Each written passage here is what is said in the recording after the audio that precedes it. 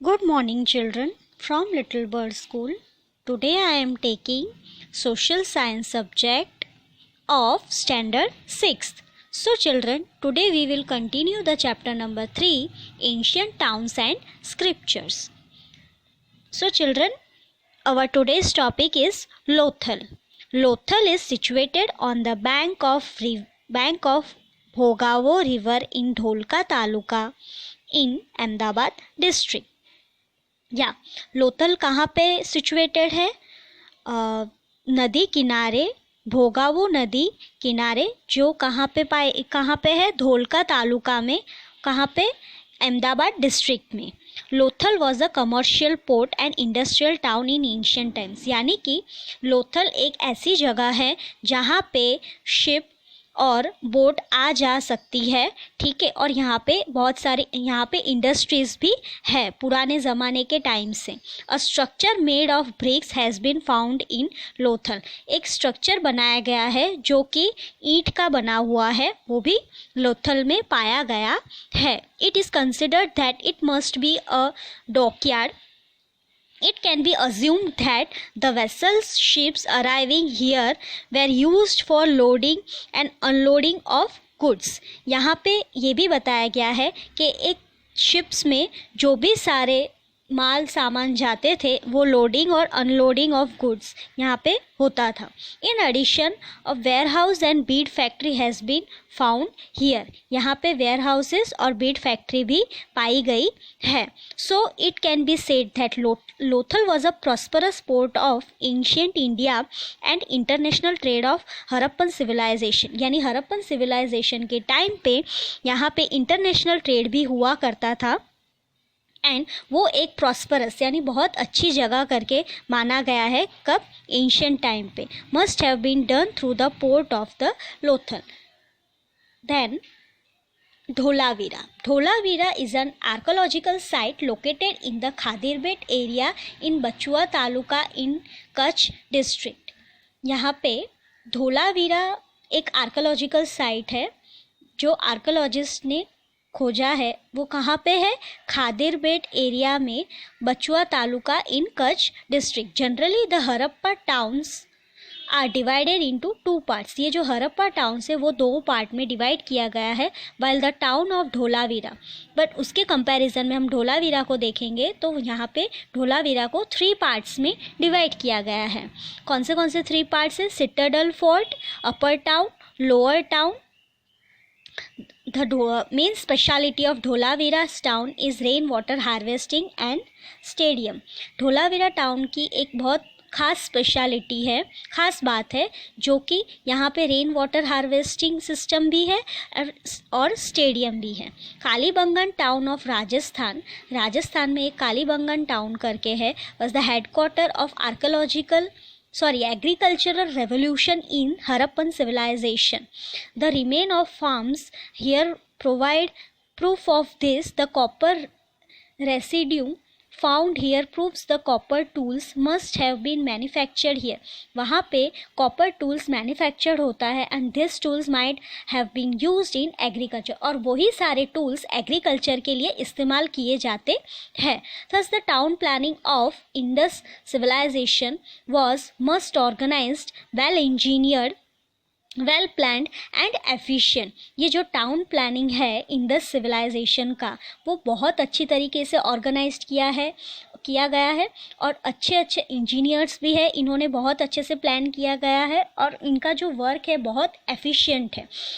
It is a wonderful reflection of governing power of ruling elite the intelligence of engineers and craftsmanships of craftsmans. यहाँ पे ये भी बताया गया है कि जो सारे इंजीनियर्स हैं उन्होंने अपनी इंटेलिजेंस लगा के बहुत अच्छी तरीके से और बहुत बारीकी से काम किया है. The economic life in Harappan civilisation. Yes children, this is the topic, the economic life in Harappan civilization. यानी इकोनॉमिकली कैसे हरप्पन सिविलाइजेशन के लोग, मतलब उस टाइम के लोग कैसे हैंडल करते, कैसे कोप अप करते थे. तो people of Indus valley civilisation were engaged in various economic activities. उस समय के लोग बहुत सारे एक्टिविटीज़ करते थे, जैसे कि agriculture, livestock rearing, trade means business, silk industry. In agriculture they produce crop, agriculture में वो लोग क्रॉप प्रोड्यूस करते थे, जैसे कि wheat, barley, peas, sesame, mustard etcetera.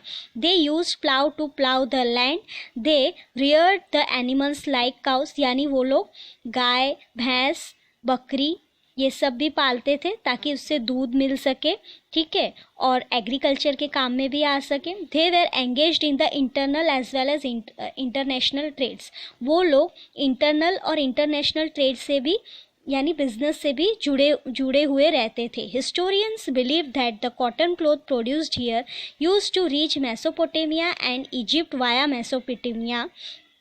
In addition of this, people living here were also involved in professions like pottery, metalwork, bead making, sculpture, etc. यहाँ पे बताया गया है कि पहले के ज़माने के जो हिस्टोरियंस थे वो ये भी बिलीव करते थे कि यहाँ पे कॉटन क्लॉथ जो बनता है वो पहले मेसोपोटामिया करके एक जगह है वहाँ पहुँचता है, और इजिप्ट वाया मेसोपोटामिया करके वहाँ वो जगह पे भी जाता है।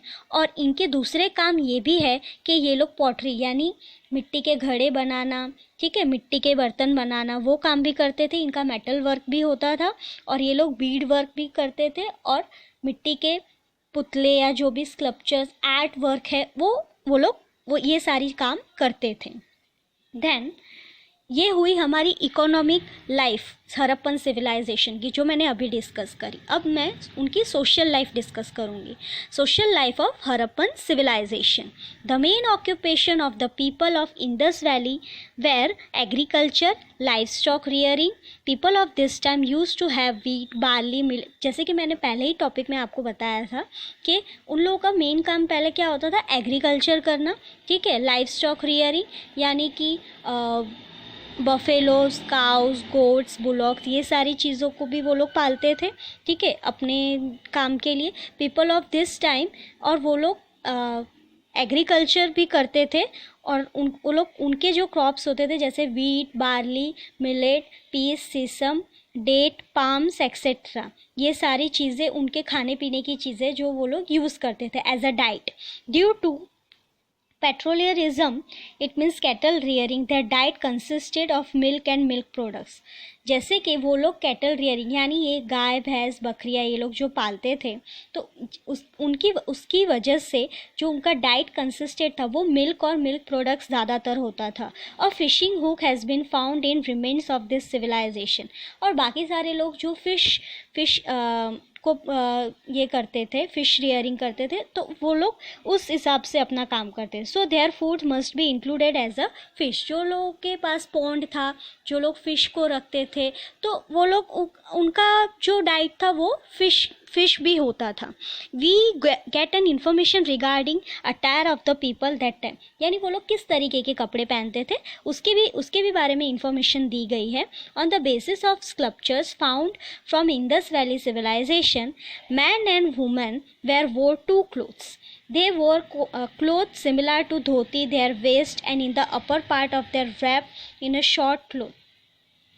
यानी जो मैन थे, मेल थे, वो लोग क्या नीचे धोती और ऊपर कुर्ता पहनते थे, और उनके वेस्ट में यानी कमर में एक गमछा करके एक होता है वो टाइटली बांध देते थे। देन वहाँ की जो फीमेल्स थी which came to the down to the shoulder, the mainly use the cotton clothes, they were also the familiar with woolen clothes।